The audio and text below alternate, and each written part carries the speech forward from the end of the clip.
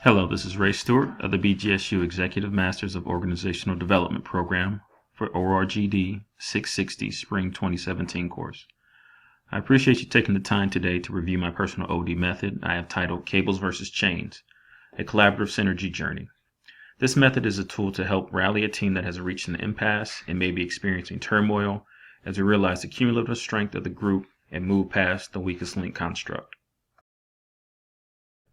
The following method is a description of and part of my journey through life in dealing with small groups with a passionate purpose. In these settings, I have seen some groups prosper and do great things, and in many cases I have witnessed or was told about the downfall of said group. Based on these experiences, I have set out to create the developmental OD&C method called Cables versus Chains. This method is based upon collaboration and relies heavily on the power and wisdom of teams. In viewing my method, will you learn of the ways to improve the effectiveness of teams by establishing common ground through the use of levels of abstraction, complemented by tapping into the power of positive thinking in support of teams' resourcefulness. As we all know, groups deal with problems. Conflicts will arise, and this is not necessarily a bad thing. How we deal with each other can overcome these issues. These scenarios play out in any group or team setting. I've seen it up close in my church congregation, civic groups I volunteer for, and also in team settings at work. An example of the following cartoons illustrate what it's like to be on a team when the going gets tough. The top right pokes fun at departmental conflicts, whereas the top left addresses power struggles that arise between a team.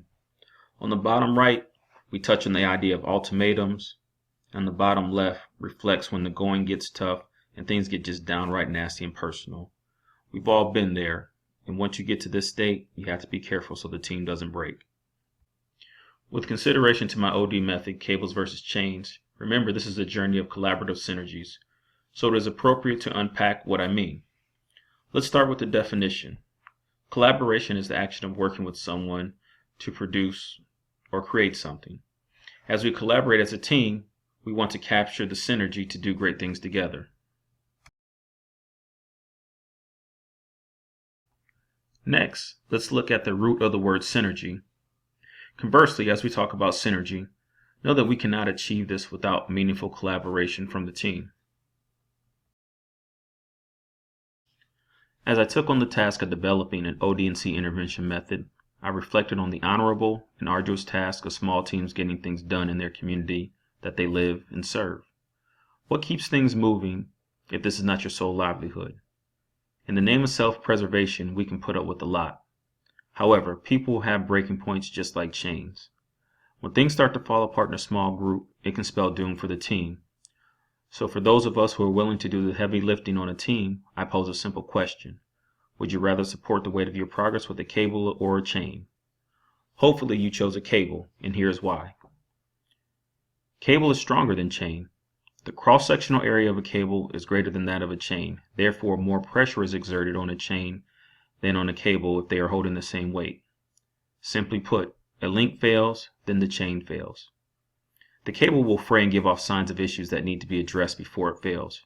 Too much progress and great work has been lost by teams that operated their support structure like that of a chain versus a cable. Now that you know why I created this method and how it works, let's discuss the elements that comprise this OD methodology, starting with the purpose. The intended purpose behind this method is to get people involved in an active and positive mindset by providing some mechanisms to help keep them or aid in returning the team to such a state. The method proposed will make sure the team's mindset is rooted in a constructive and affirmative tone. This will allow for the power of the team to be harnessed as we work to achieve a shared goal. The purpose is to restore a unified effort through collaborative synergies.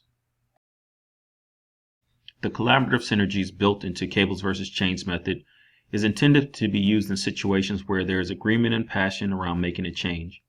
More specifically, when the team is stalling and there is a need to reset and focus on breakthrough thinking.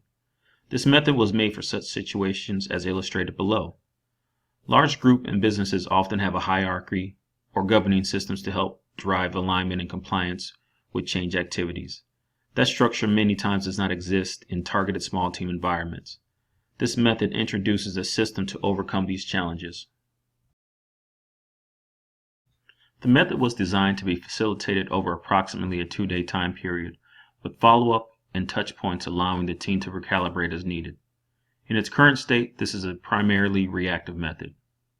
So what does cables versus chains journey consist of? 1. It starts with a group meeting to discuss an opportunity if they're stuck. The facilitator helps frame the discussion using vision casting. The group breaks out to have discussions on either the reasons why things must change or why they shouldn't be pursued. We're trying to identify weak links. Next, if a unanimous decision is not reached, the facilitator will lead the team in a level of abstraction discussion to reestablish the common ground to help them move forward. Once this is achieved, the team will have a renewed communication kickoff where they'll declare their personal commitment to the agreed upon vision and start to form the cable.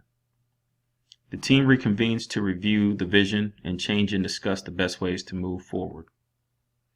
After that, we can begin the action planning process to support the desired goals and set checkup intervals for the team.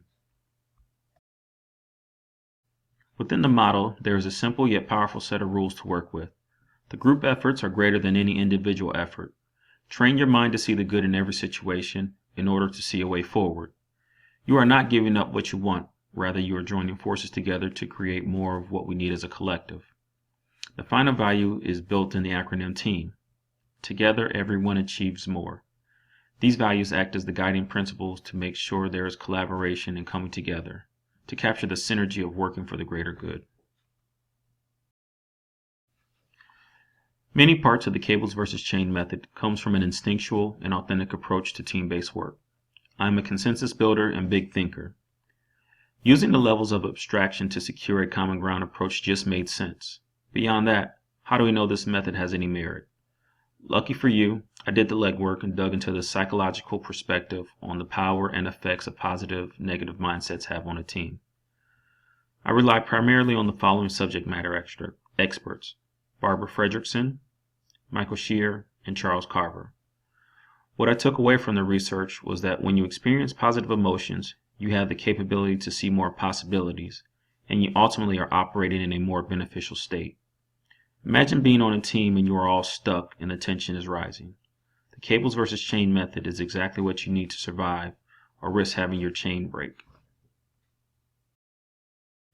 The illustration in the background shows a colorful and diverse team that makes up all the components of a healthy team. However, we have a strategic choice to make. Do we function by default as a team of links that may compromise the chain? Or do we dig deeper and establish a strong foundation based on the common ground and passion for the vision, thus forming an interwoven cable? Make no mistakes, as it takes more energy and effort to make a cable as compared to a chain. Nevertheless, the cable is stronger than the chain and built to last.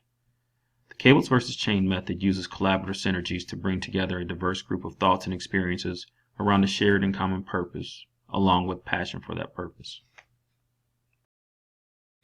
My method is born from the frustration and disappointments in my own life, watching teams that I either admired or was a part of fail when a link was broken in the chain. From a functional standpoint, you may find use for this emerging method if you see the need to address personal conflicts within a team setting so they can be transformed into personal accords between the participants instead. Becoming an interwoven cable is a conscious decision full of challenges, yet the end result is being able to weather the storm and realize your vision and purpose. The intention in creating this method was to formalize some of the skills I had developed and deployed throughout my life in an attempt to bring people together in a safe and harmonious way. During the process of writing out all the components for this method, I was able to take a step back and appreciate the effectiveness and possibilities for me to develop a new method. The most rewarding part is knowing that individual components of this method have been and continue to be effective in team settings. I want to thank everyone who has helped me mold and craft this method over the years before I started the EMI program. Same goes for the member of the cohort who have helped me to refine the process this far. Please take a moment to review some of the references used in crafting this method.